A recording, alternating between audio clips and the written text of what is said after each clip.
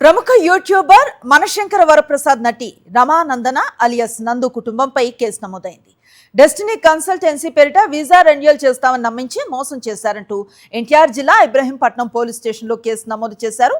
West ఇబ్రహీంపట్నానికి చెందిన మామిళ్లపల్లి శివక్రాంతి కుమార్ యూకేలో ఉన్నప్పుడు వీసా రెన్యువల్ కోసం డెస్టినీ కన్సల్టెన్సీని ఆశ్రయించారు.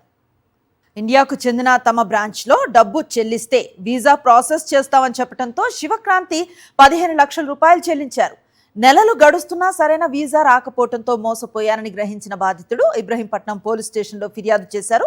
దీంతో కన్సల్టెన్సీ డైరెక్టర్ జాగర్లమూడి మధుకర్, ఆయన భార్య రమానందనతో పాటు గుంటూరులో ఉండే మధుకర్ తండ్రిపై కేసు నమోదు చేశారు. ఈ కన్సల్టెన్సీ ద్వారా చాలా మంది మోసపోయి ఉంటారని పోలీసులు అనుమానిస్తున్నారు. ఈ క్రమంలో మిగతా బాధితుల వివరాలను కూడా సేకరిస్తున్నారు.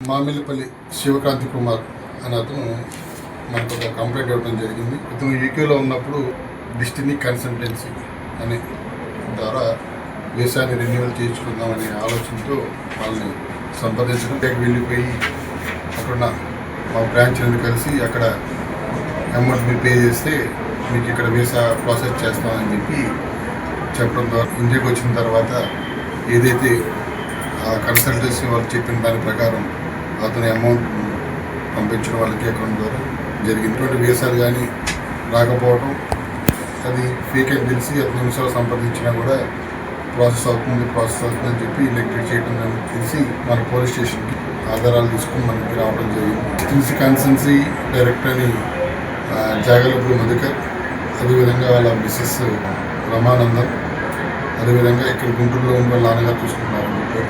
వీళ్ళ ముగ్గురు మీద అతను కంప్లైంట్ చేయడం జరిగింది. వీళ్ళ ముగ్గురు మీద కేసు. ఇదే అంశానికి సంబంధించి మరింత సమాచారం మా ప్రతినిధి అశోక్ అందిస్తారు. అశోక్, చెప్పండి, తమ పేరిట ఎటువంటి కంపెనీలు లేవు అంటూ ఈ నందు ఫ్యామిలీ సోషల్ మీడియా వేదికగా స్టేట్మెంట్ పాస్ చేయడం చూసాం. ఇప్పుడు పోలీసుల వెర్షన్ కూడా చూస్తున్నాం. అసలు విషయం ఏంటి, ఎలాంటి ఇన్పుట్స్ ఉన్నాయి? అనుశ్రీ, కొద్ది రోజులుగా ఎవరైతే ప్రముఖ యూట్యూబర్ ఎవరైతే ఉన్నారో, అలాగే యూకేలో ఉంటూ అక్కడ డెస్టినీ కన్సల్టెన్సీ నడుస్తున్న రమానందన అలాగే ఆమె కుటుంబానికి సంబంధించి వారు ముఖ్యంగా ఈ వీసాలను రెన్యువల్ కి సంబంధించిన విషయంలో చాలా మందిని మోసం చేశారంటూ కూడా ఆరోపణలు వస్తున్నాయి. ఈ క్రమంలోనే వారు కూడా తమపై మేము ఎలాంటి మోసాలకు పాల్పడలేదని వివరణ ఇస్తున్న పరిస్థితి. అదేగా ఈ ఇష్యూకి సంబంధించి ఓ వ్యక్తి ఇబ్రహీంపట్నం పోలీసులు ఆశ్రయించారు.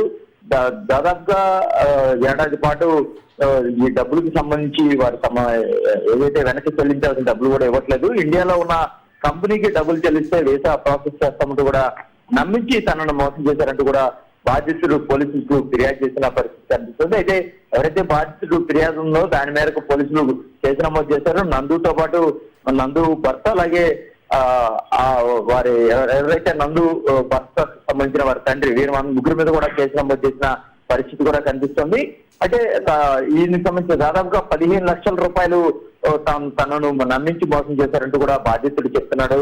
దీని మీద కేసు నమోదు చేసిన పరిస్థితి ఉంది.